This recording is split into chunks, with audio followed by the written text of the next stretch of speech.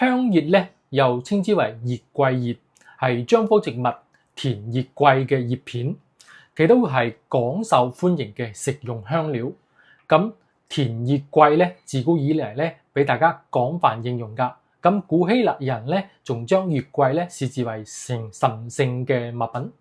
認為佢有驅魔辟邪嘅功效。咁相傳咧瞓覺嗰陣咧，將一片月桂葉片壓喺枕頭底下咧，就會有好夢喎。古羅馬時期咧，凡係競技或者係詩歌比賽中得勝嘅人咧，就會授以呢個用月桂枝條編織嘅花環，以彰顯其勝利同埋榮耀㗎。咁桂冠呢個詞咧就由此而嚟啦。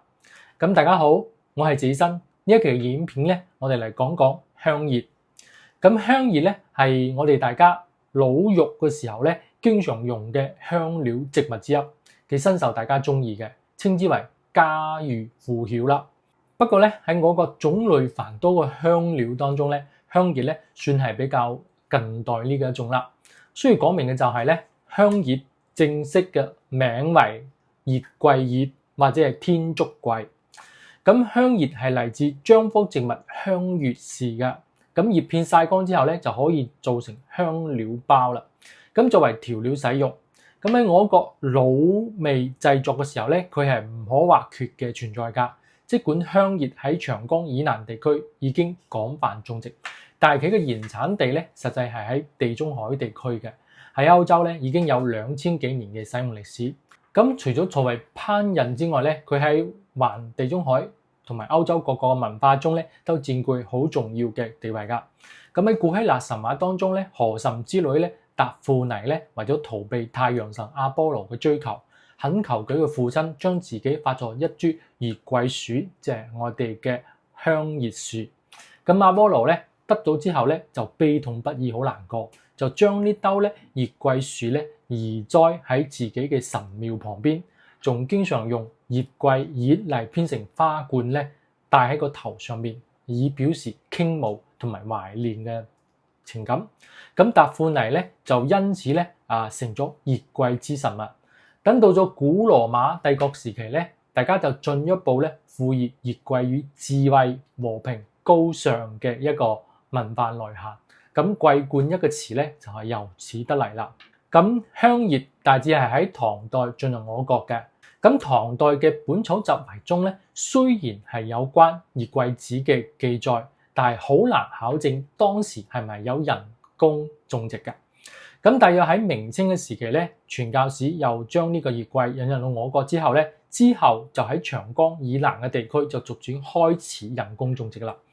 咁上個世紀80年代，我哋嘅粵菜師傅咧就首先使用呢個香葉，然之後咧呢個用法咧逐漸推廣起嚟，一直延續至今㗎。咁香葉咧，佢可以增加一啲食物中嘅香氣啦。咁喺醬料、菜肴同埋湯汁嘅製作過程中咧，加入適量嘅香葉咧，可以豐富呢個食物嘅味覺層次㗎。同時咧，香葉濃郁嘅氣味咧，仲可以幫助去除魚肉類食材本身嗰啲腥味。咁香葉咧，究竟有咩功效咧？咁除咗帶俾我哋嗰啲好嘅香味之外咧，佢仲可以俾我哋提供咩益處咧？咁傳統中醫認為咧，香葉咧佢係有祛風除濕嘅功效咧，佢有助於我哋身體咧排出啲濕氣，同時咧佢仲可以行氣止痛。據說就係因為佢有輕微嘅麻痹作用，所以咧可以用於止痛㗎。咁另外咧，傳統嘅中醫認為咧，香葉咧仲有殺蟲嘅功效啦。好似散氣啦、咁陰囊濕疹啦，或者係一啲疥癬啦，呢啲病症嘅話咧，都可以借助香葉進行治療㗎。咁香葉咧，仲具備呢個溫中行氣啦、止痛散寒啦、除攬健胃嘅功效。咁喺天氣比較凍嘅時候咧，大家容易感染風寒嘅時節咧，我哋烹飪食物嘅時候咧，加一啲香葉咧，就可以保證食物嘅芬香嘅同時，又可以起到一定嘅驅寒嘅作用。咁中醫理論認為，香葉味辛香，性微溫，歸胃經同埋肝經嘅，有健胃理氣、緩解脹氣、安撫胃痛以及養肝補腎嘅功效。咁提到香熱，可能大家就會諗到中醫裏邊嘅香薰。咁喺中醫領域咧，香薰咧佢又係一種咧療法或者係嗰一種手段。佢一般嚟講咧，就係利用佢一個薰香嘅氣味，呢啲藥物咧造成呢個治療方法㗎。佢可以用到我哋前面講嘅香熱，同時咧都可以用到一啲沉香、檀香、艾草咁呢啲香料嘅藥物。佢係通過燃燒又好，或者係加熱熏蒸或者係製成香包呢啲方式都得。其實呢個藥物嘅氣味咧散發出嚟作用於我哋人體嘅口鼻皮膚或者係經絡，從而咧達到一個理氣解鬱散寒止痛同埋咧淨化空氣嘅目的，更加側重於通過氣味嚟發揮調理作用。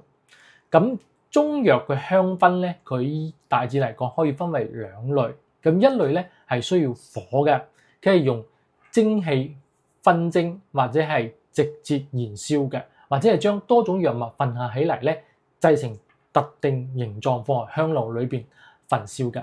咁另外一種咧，佢係唔用火嘅比如製成香薰啦、香枕啦。咁下面咧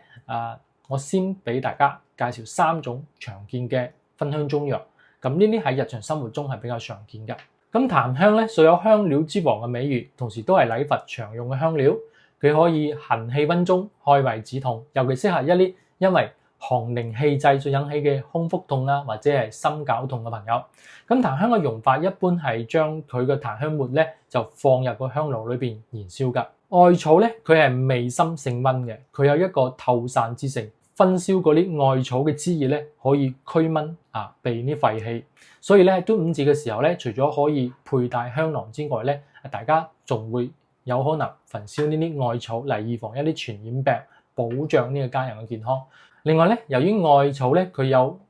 辛香走傳嘅特性，所以咧佢仲被用嚟做成艾灸啦，同時咧以溫通經脈治療疾病㗎。咁丁香嘅香味咧，佢係濃烈中帶一啲微甜嘅，可以同其他香料配伍製成香囊佩戴嘅。佢有溫中降力啦、補腎陽嘅功效，適合一啲脾胃虛寒惡劣嘔吐或者係心腹冷痛或者腎虛陽痿症狀嘅一啲人群。咁除咗介紹上面幾種咧薰香嘅中藥之外咧，下邊就順便再講講使用香薰嘅一個字。首先咧，自己身都提醒大家，合理使用香薰可以幫我哋咧營造一個寧靜放鬆嘅氛圍，有助於我哋緩解壓力，甚至係提升呢個生活品質㗎。但係咧，如果係過量使用或者係長時間咧處喺呢個香薰嘅環境當中咧，可能會使我哋人體咧產生不適㗎。咁部分香薰咧，佢係通過燃燒嘅方式釋放呢個香味㗎。咁喺燃燒嘅過程中咧，佢除咗會散發香味嘅成分咧，係有可能仲會產生多環酚烴苯本比呢啲有害嘅物質，其中有一啲係已知嘅致癌物質。咁呢啲物質咧，有可能會隨住呢個煙霧咧進入我哋人體嘅呼吸道同埋肺呢啲器官，持續緊刺激呢個呼吸道黏膜，長期接觸咧可能會增加呼吸道惡性疾病嘅發病風險。另外咧，有一啲香薰嘅產品咧，佢為咗降低成本同埋達到一啲效果咧，佢會使用人工合成嘅香料，其中可能會包含鄰苯二甲酸酯呢啲類物質。咁呢啲物質咧係被用於固定呢個香料氣味㗎，佢係增強呢個產品嘅柔韌性，但係咧長期吸入之後咧，可能會喺體內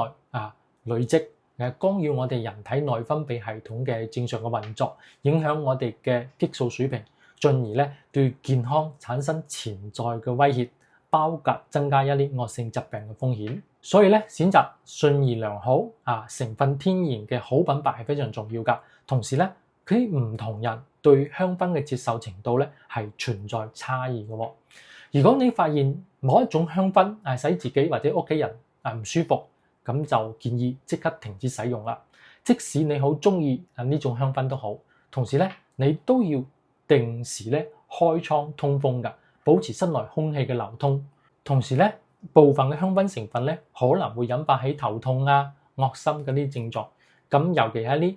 孕婦或者嬰幼兒或者係一啲過敏嘅人群，係唔建議用香薰㗎。另外咧，我哋日常食用嘅桔子皮或者係檸檬片呢啲天然嘅食材，咁我哋將呢啲食材咧放喺暖氣上面烘乾，或者係我哋將佢直接放入去室內嘅角落，都可以散發一啲我哋舒服嘅香氣。咁多謝大家。